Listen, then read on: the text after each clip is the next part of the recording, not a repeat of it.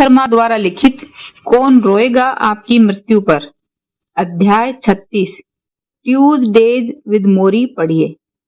The monk who sold his Ferrari के लिए American पुस्तकों की प्रदर्शनी के वक्त मैं जब देवनर स्थानक में था, मैं घर के लिए हवाई जहाज पकड़ने के लिए हवाई अड्डे की किताबों की दुकान पर पहुंच गया। जब मैं सबसे ज्यादा बिकने वाली नई पुस्तकों को देख रहा था, तब मेरा ध्यान एक साधारण से दिखने वाले मुख्य पृष्ठ वाली छोटी सी पुस्तक पर गया। उसका नाम था Tuesdays with Morrie, an old man life's greatest lesson.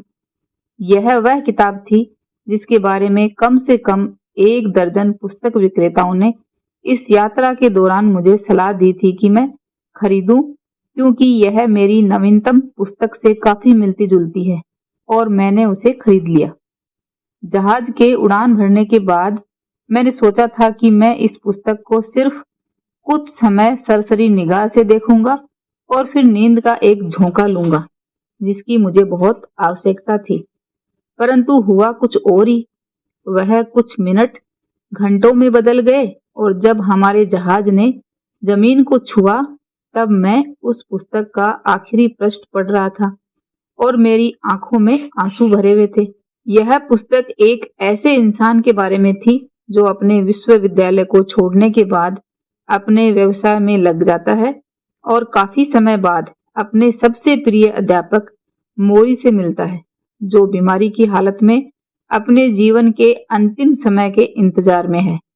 हर मंगलवार को वह पूर्व शिष्य अपने मृत्यु शैया पर पड़े हुए गुरु के पास जाता है, उस व्यक्ति से कुछ और नए पाठ पढ़ने जो अपना जीवन अत्यंत पूर्णता और समृद्धि के साथ जी चुका है।